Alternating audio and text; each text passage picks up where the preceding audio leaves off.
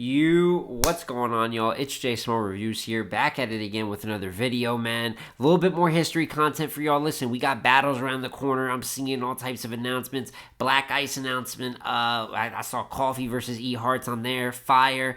I saw New Orleans Let's Be Real Battle League with the day before UW, so little New Orleans weekend of battles there. Coffee versus Rock Lee. I saw Wusa versus Coach Corleone. Dalla versus Cuban. So the battles are coming in, man. But until then, just a little bit more of this history-based, always going to be history-based content, but I know not too many battles to cover. Y'all know I like my review bag, but until we get there, let's talk about battles that have happened. And as you can see, I am ranking the Ultimate Madness tournaments here, the UM tourneys. Just thought it would be a cool thing to do, a video I always thought about, but kind of wanted to wait until there was enough UMs. We got 5. Hopefully we'll have a 6th one in the soon future. You can only hope, right? But for now, just looking at the 5 that we got, and, judged off of impact, quality of battles, notable battles that came from it, right? You can just look at a tournament from a few different ways and determine why it's the best or not the best. And listen, this is my list. It's just my list. It's not y'all's list. You might have a couple here that are debatable. Thought I did pretty good with it, though. And without further ado, let's get into ranking the UMs. Starting out here from the bottom of the list, the worst UM tournament in my opinion, and that's a pretty easy pick, unfortunately. And for me, that is UM4. Now, UM4 was done just like UM1 conceptually, where it is a rookies tournament, a March Madness style tournament, right? Where at the end, people got like the 25K and a chance at a vet plate, which I think is very dope. And I think really all that happened here is that the talent just didn't show up and give the level of performances that you see in other UMs. And even if you look at the Final Four, just to kind of see, we'll go from the storylines from there. Truffaut and MVP on one side of the ladder, Next versus Real Name Brandon on the other side. And MVP's run, and as it's tough because MVP actually rapped really good during this tournament, but he lacked maybe a unique separating factor. And you could see after he was almost off URL as quickly as he got on URL. I'd say that he does have probably the best battle of the tournament back and forth was him and Kid Slade, probably the most enjoyable battle. Many people did have Slade winning or thought he could have even advanced farther in the tournament. I thought that it was good judging MVP getting it. He was punching at a very high level throughout this. Truffaut had the J2 battle, gets a quotable in there, but every round you saw his material step down. Wasn't that great versus Sheed. By the time he got to MVP, he was clearly spent material-wise. On the other side, really where more of the storylines come from, but it's not really the most positive. You have Next, who right off the rip, so many people thought that Elijah Straight should have won, that they were calling Next a plant and saying that he was being forced on people as a talent. And it's kind of crazy because at that point in time, Next was one of the more polished talents, and with the way UM4's played out, Next was always one of the best talents out of UM4. But optics get flipped against you in certain situations, and I will say, in the face of adversity, Next was not his best. The Bo's the Bambino battle he won because it's Bo's the Bambino, you know what I'm saying? But he did, it wasn't his best showing. And then you get to Real Name Brandon, who had skipped around, right? He had won, and then Piranha ends up, getting locked up, not being able to battle another star-studded name from UM4. But then he battles Next. Real Name gets the win on Next. Then you get Real Name versus MVP on Summer Madness. Real Name wins with a lot of haymakers that we kind of heard before, but did enough stage presence-wise to end up winning that tournament. Then we see even what Real Name Brandon's career has turned into to this point. Overall, a couple good talents you get from here, Slade, Sheed, Next, but really quality-wise wasn't the craziest. For me, really easily the least impactful and least good UM. From there, you can get into what would be at number 4 here in the rankings, right? And that is UM2. UM2 is the second. You have UM1, which we'll talk about in a minute, which was like dead in the middle of COVID, right? And UM2 kind of keeps that setting where it's slowly but surely they were adding, it felt like adding more people to be able to watch the battles, kind of pit style.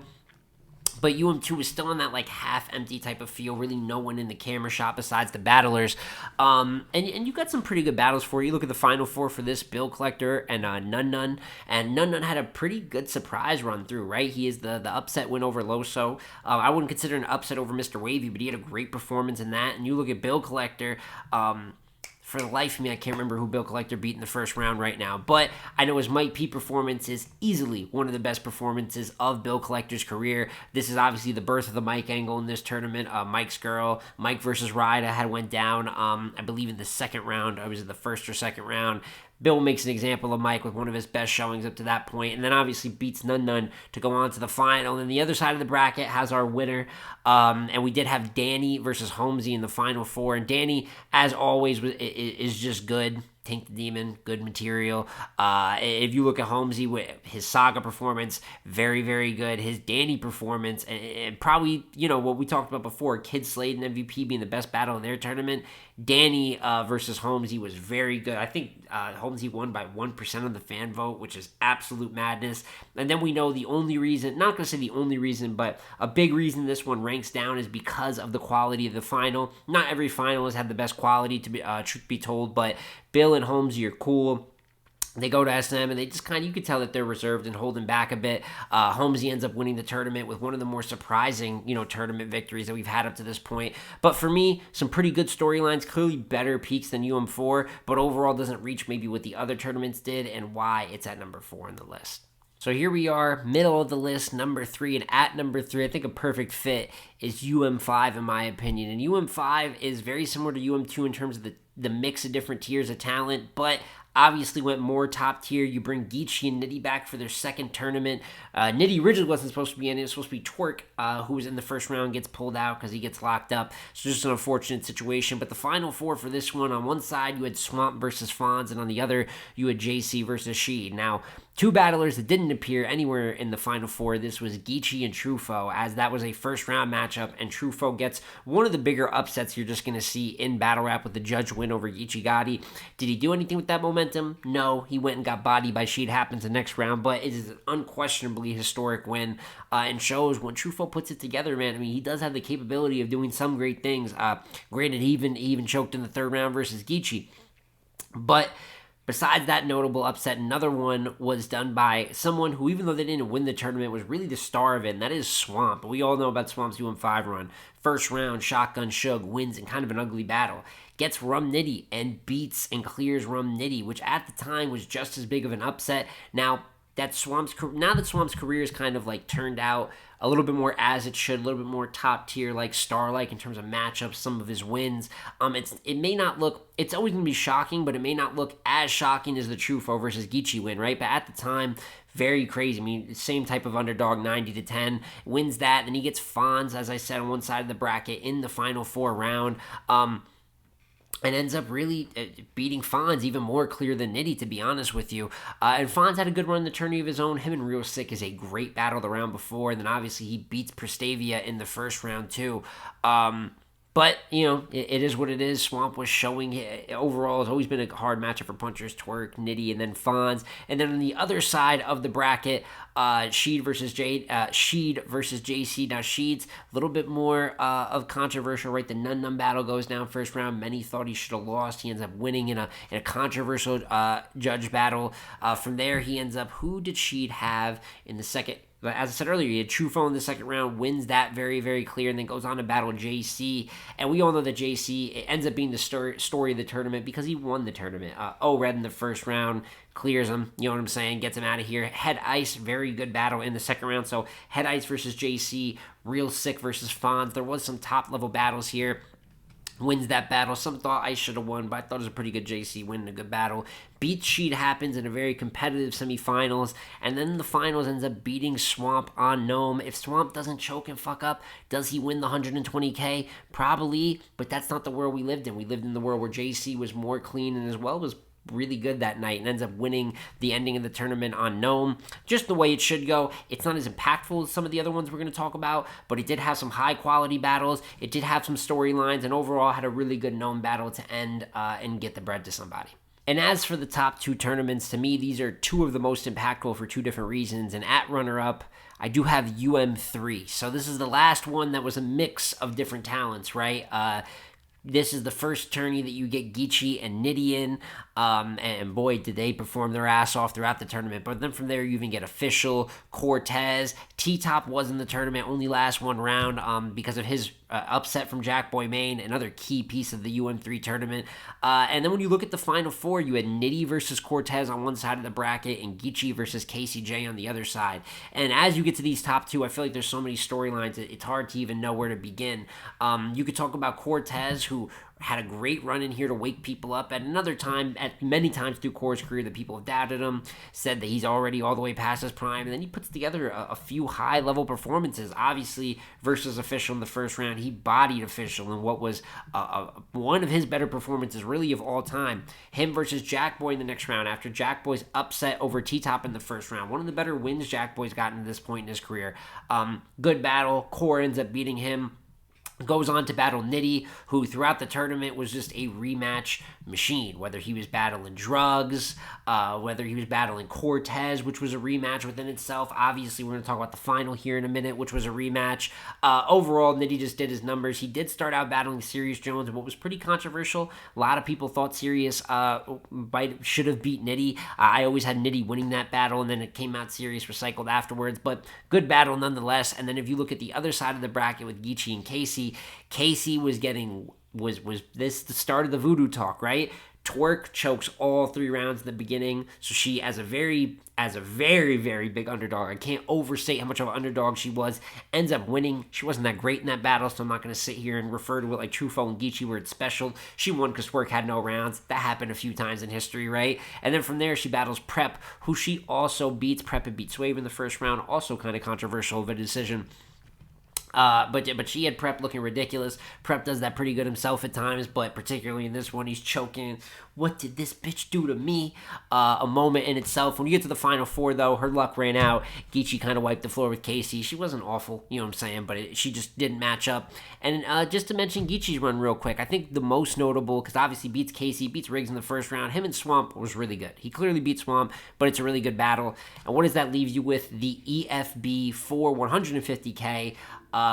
Gnome 11 main event tournament final match. So it had all the impact you can ask for in a main event, and quite clearly is by far the best main event that's come out of the UM series. Good battles throughout, like I mentioned, but Geechee versus Nitty is a gnome. It's a gnome main event, and it's fantastic. If you don't think it's a classic, it's on the borderline of that. The impact itself probably carries it to that, but the quality of the battle is really good too. So good that they just end up splitting the money. Some people, the judges would have had Geechee if it went down. I've never really reflected anything on that because they ended up just splitting the 75, and I think URL refers to it itself as like just a moment and co-winners of the tournament, but couldn't have ended in better fashion.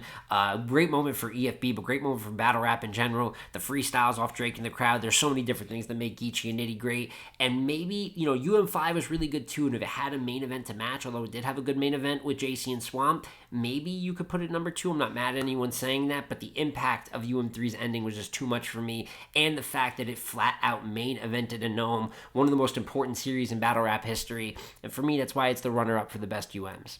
And that makes number 1 really easy. We only got one left, and that is the first UM with UM1. And for me, with UM3, there's more impact maybe to the overall landscape of battle rap in terms of like top tier action and the way that they are fighting for 150K at the end of the tournament. But UM1 to me got all the excitement going for UM because it's really what it's supposed to be. I prefer UM when it's rookie based and based around younger talents because they're going to be hungrier. There is people like shout out to Nitty and Geechee. They made a humongous part of their legacy, but nobody made a name off of that. I mean, there's guys that really made their names out of UM1 and how many you ask? Oh my God. Easy the Block Captain, Fonz, Jay the Nightwing, Real Sick, Luke Castro, Kid Chaos. I mean, the list goes on and on. Even guys, other names in there like a Dom Marino or a Your Honor, they didn't perform that good maybe, but notable names within the tournament, man. And just the way that it made these stars and some guys now that are, if not the biggest names in the culture, like an Easy. You have the Six and Fonz who are becoming stars. Jay's getting back on his shit.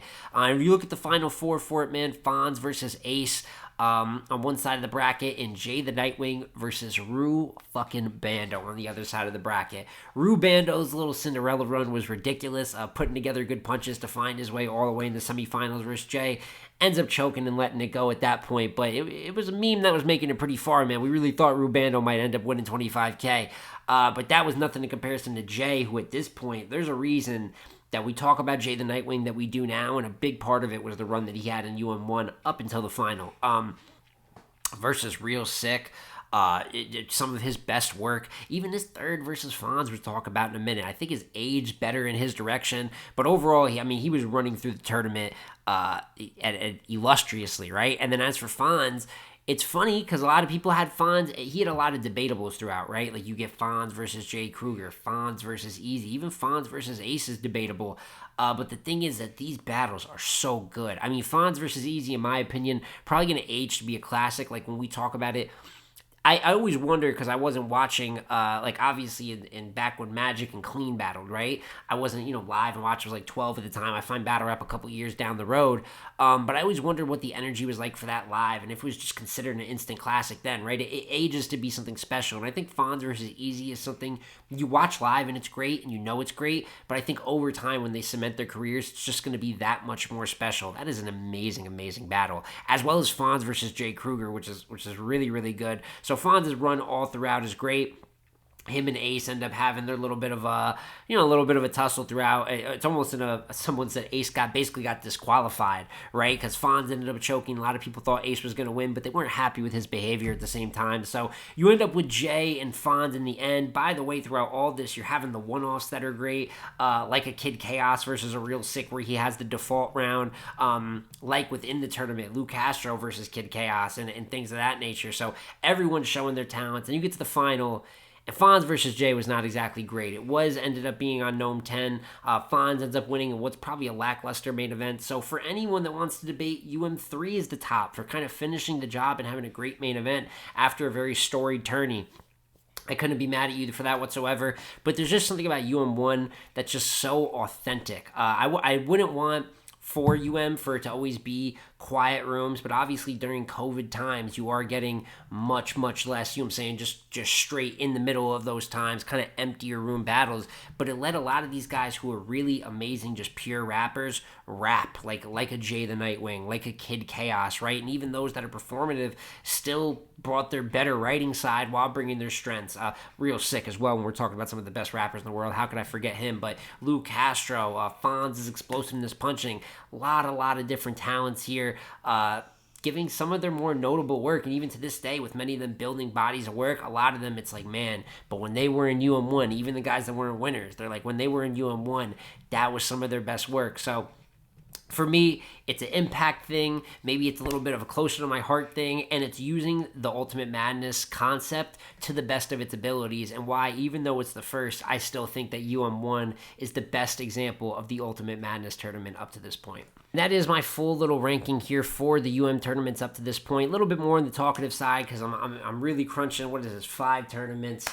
However many battles for each tournament, right? And then you got to times that by 5. So trying to kind of condense it and give you the important highlights for those that weren't either there in real time or those that just want my explanation of how I ranked it like this. But I'd love to hear your guys' opinion. What do you think was the best UM tournament? And even if you want to go a step further, what do you think is the best battle to come out of the UM tourneys? I would go as far to say either Fonz and Easy or Nitty and Geechee, obviously the rematch in the UM3 main event, but there's so many to pick from. I'd love to hear y'all's picks when it comes to this. Also, just speaking of tournaments, might as well give a shout out to the Trenches with their Trenches tournament coming up, which is funny enough on a UM URL video. I'm shouting out a Trenches tournament, but even though I'm not familiar with a ton of those talents there, this is an example, like when I talk about a UM4 or UM1, when new guys are getting chances, you just never know what can happen. And Jay Moore is in the motherfucking tournament. I'm watching anything with Jay Moore in it. So shout out to the Trenches and what they're doing, man. And I hope their tournament goes well. And I hope, as I said at the beginning of the video,